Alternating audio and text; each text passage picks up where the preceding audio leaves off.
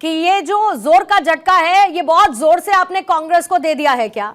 लगातार कोशिशें थी, बातचीत का दौर चल रहा था, लेकिन पेच आखिर कहां पर फंस गया कि महत्वाकांक्षाएं ज्यादा बड़ी हो गईं और इंडिया अलायंस का जो सिद्धांत था वो कहीं पीछे छूट गया? नहीं, देखिए, सिद्धांत जो है वो बिल्कुल पीछे नहीं छूटा है। इंडिया अलायंस का यही एक मकसद है कि जो सत्ता में भाजपा है, जो तानाशाही की सरकार चला रही है, जिसके पास पॉलिसी में कुछ नहीं, पॉलिसी के नाम पे पैरालिसिस है, जिसके अफसर नहीं सुन रहे हैं, जिन्होंने बेरोजगारी में नंबर 1 बना दिया हरियाणा को, जिन्होंने अपराध में नंबर 1 बना दिया हरियाणा को, जो युवा को इजराइल भेज रहे हैं, जो नशे के जो तस्कर पकड़े जाते हैं तो भाजपा नेताओं से जुड़े हुए निकलते हैं, कोई भी अपराधी पकड़ा जाता है वो कहीं ना कहीं भाजपा नेता से जुड़ा निकलता है। तो ये जो लोग परेशान हो गए हरियाणा में, इंडिया अलायंस का हमेशा से मकसद यही था कि उस भाजपा को सत्ता से हटाना। हम उसी तरफ आगे बढ़ रहे हैं। हम पूरी ताकत, हम 3 साल से हरियाणा में मेहनत कर रहे हैं। हमारा हर विधानसभा में संगठन है, हमारे पास बड़े नेता हैं हरियाणा में, हमारे पास मजबूत 90 की 90 सीटों पे मजबूत कैंडिडेट्स हैं हमारे पास। हम उसी तरफ आगे बढ़ रहे हैं। हम भाजपा के खिलाफ प्रचार कर रहे हैं, हम भाजपा को हटाने की लड़ाई लड़ रहे हैं, तो हम उसी तरफ आगे बढ़ रहे हैं। हमारा पूरा संगठन जो है वो अब दिन रात मेहनत कर रहा है इसी तरफ कि किसी तरह से इस भाजपा को हरियाणा की सत्ता से हटाया जाए और लोगों को राहत दिलाई जाए। यही हम कर रहे हैं, यही मकसद है इंडिया अलायंस का। नहीं, बहुत अच्छी बात है निवान जी, ये यही मकसद है, इसी मकसद के साथ आप चुनावी मैदान में हैं। पर मैंने तो ये पूछा कि पेच कहां पर फंस गया, गठबंधन क्यों नहीं हो पाया आपके और कांग्रेस के बीच में? नहीं, देखिए, वो इंटरनल डिस्कशंस होंगी, वो कुछ ना कुछ रहा होगा। तो हमारा शीर्ष नेतृत्व कर रहा था, हमारे तक यही मैसेज था कि हमें हमेशा से 90 की 90 विधानसभा सीटों पे पूरी तैयारी रखनी थी। हाँ। हम टॉप लीडरशिप का गो हेड का वेट कर रहे थे, हमें गो हेड मिल गया तो हमने अपने टिकट्स अनाउंस कर दिए। हम पूरी ताकत से चुनाव लड़ेंगे हरियाणा में। ठीक है आदेश भारद्वाज जी, अब तो क्लियर है ना मामला? गठबंधन नहीं है आपके और आम आदमी पार्टी के बीच में, तमाम कोशिशें हुई, बताया जा रहा है कि आम आदमी पार्टी जितनी सीटें देना चाहती थी आप उतनी सीटें देने के मूड में थे नहीं। कुछ इसी तरीके का हाल पंजाब में भी हुआ था। फिर आगे तो ये भी पूछा जाएगा कि दिल्ली में क्या होगा, फिर दिल्ली में भी क्या अलग अलग लड़ेंगे। कहने का लब्बो लबाब ये है कि जब अलायंस आप साथ लेकर आए, आपने ये कहा कि हम सब मोदी विरोध में, बीजेपी के विरोध में लड़ेंगे, तो स्टेट में ये बात आखिर कहां से फंस जाती है कि आप लोगों का गठबंधन नहीं हो पाता है? नहीं, देखिए पूर्णिमा जी, देश की परिस्थिति अलग है और प्रदेश की परिस्थिति अलग होती है।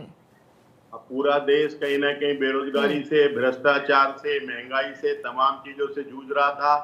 मोदी जी बड़ी बड़ी बातें करते थे लेकिन सरकार कहीं कुछ करते हुए नहीं दिख रही थी। जो भी इस देश में लाभ होता था तो 2-3 व्यक्तियों के लिए, 2-3 घरानों के लिए होता था और गरीब लोगों से छीना जा रहा था।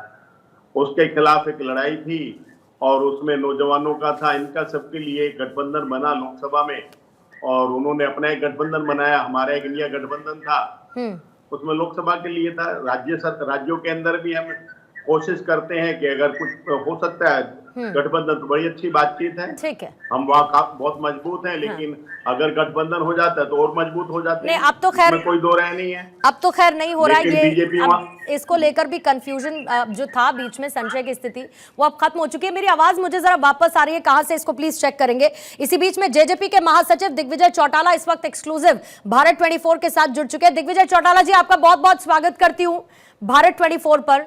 और क्योंकि आजकल ऐसा बहुत कुछ सर आपकी तरफ से कहा जा रहा है, ईटिंग ईटिंग एंड चीटिंग, अब समझ में नहीं आ रहा है कि eating, who is eating, who is eating, who is cheating.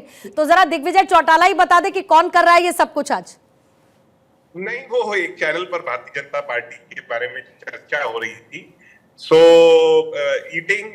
Meeting पर बहुत गौर रहता है, ईटिंग पर बहुत गौर रहता है, और फिर चीटिंग पर कि कैसे अपने कोलिजन पार्टनर्स के साथ चीटिंग की जाए, कैसे उन्हें नीचा दिखाया जाए, कैसे जो पार्टीज हैं उनको कमजोर किया जाए, उनके एमएलए को तोड़ा जाए, कुछ पार्टीज को तोड़ा जाए। और ये हुआ है, अन्य प्रदेशों में हुआ है और हमारे यहाँ भी ये प्रयास रहा।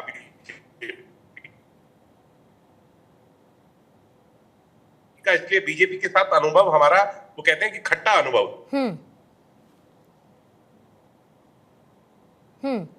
तो ये खट्टा अनुभव पहले तो बड़ा मीठा मीठा नजर आता था और ऐसा लगता था कि ये सारी मिठाई आप दोनों लोग चख लेना चाहते हैं, किसी और को हिस्सा एक अंश भी नहीं देना चाहते, इसका कोई हिस्सा आप नहीं देना चाहते। तो जो शुरुआत मीठे से हुई थी वो इतने खट्टेपन तक आखिर क्यों पहुंच गई दिग्विजय चौटाला जी?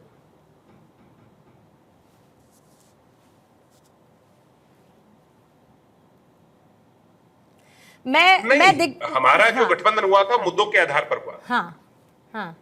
इसके लिए दिग्विजय जी एक छोटी सी रिक्वेस्ट आपसे सर करना चाहूंगी। हाँ, एक छोटी सी रिक्वेस्ट, क्योंकि मैं चाहती हूँ आपसे बड़े इत्मीनान से मैं 10 मिनट तक बात कर पाऊं और समय निर्धारित किया गया जी, क्योंकि आप कहीं पर ट्रैवल कर रहे हैं सर, मैं चाहूंगी कि बड़े आराम से आपकी मेरी कम से कम 10 मिनट तक बातचीत हो पाए।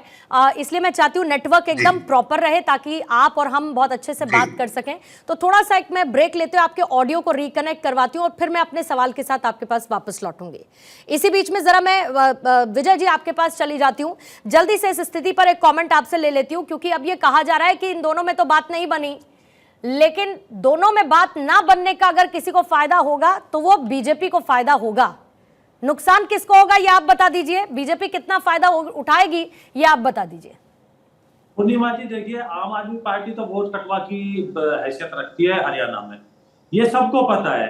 और किस तरह से इनके नेता तल्ले कर रहे थे कांग्रेस के सामने, आज भी अभी आपने खुद दिखाया है। उन्होंने 5 बजे तक वेट किए, इंतजार किए कि भाई हम 4 बजे तक 5 बजे तक इंतजार करेंगे, फिर इनके हाईकमान ने हरी झंडी दे दी। अब केजरीवाल जी कुछ दिन पहले जेल से जब आए थे कहते थे हमारा ना इनके साथ किसी तरह की वो अरेंज मैरिज है ना लव मैरिज है। तो भाई आप किस लिए स्टेट में फिर बात कर रहे थे इनके साथ? तो ये भगवान जाने ये किसको मूर्ख बना रहे हैं, या तो अपने कार्यकर्ताओं को बना रहे हैं या ये खुद अपने आप में किसी तरह की विरोधाभासी बातें कर रहे हैं। जब आप ये अनाउंस कर रहे हो, आप चीफ मिनिस्टर हो, आप कह रहे हो कि हमारा लोकसभा तक था, लोकसभा के बाद में ना तो हमारी अरेंज मैरिज है ना लव मैरिज है, तो फिर आप किस लिए आप उनसे बात कर रहे हो? और आपको किस तरह से कांग्रेस ने धुतकार दिया। अब आप बात कर रहे हो कि कानून व्यवस्था क्या आपने देख लिया होगा पंजाब में क्या बुरा हाल है, कितनी नशाखोरी है, कितना वह भ्रष्टाचार है, किस तरह से। तो वो तो ये ना बोले तो ज्यादा अच्छा है।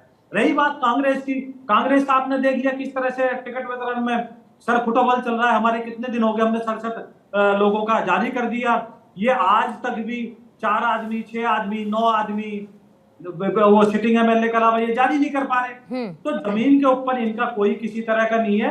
और जो दिग्विजय चौटाला जी कह रहे थे, मैं उनकी बात से सहमत नहीं हूँ। वो पूरे 5 साल पौने 5 साल हमारे साथ रहे हैं, पीता गप गप और करवा करवा थूथू। जब आपको दिक्कत थी तो आप बताते, आप चले जाते उससे बाहर। और आपको हमने कहा मान सम्मान नहीं दिया, आपको उप मुख्यमंत्री बनाया। हम इनके समर्थन से पहले हमारे पास 10 निर्दलीय विधायक आ चुके थे और हमारी स्टेबल गवर्नमेंट थी, फिर भी हमने इनको मान सम्मान दिया, हर तरह का मान सम्मान दिया। आप मुझे बताइए, तो ऐसा कहना ये अवसरवादिता कही जाएगी। ऐसा ठीक है, आप चुनाव में अलग लड़ रहे हैं, लड़िए, मुद्दों के आधार पर लड़िए, मुद्दे के आधार पर बात कीजिए। ये क्या है कि चीटिंग, क्या चीटिंग की है? वो एमएलए जो है 1 साल से 2 साल से पहले से कह रहे थे कि हम दिग्विजय चौटाला को और दुष्यंत को अपना नेता मानते हैं। राम कुमार गौतम विधानसभा में इनके खिलाफ ठीक है।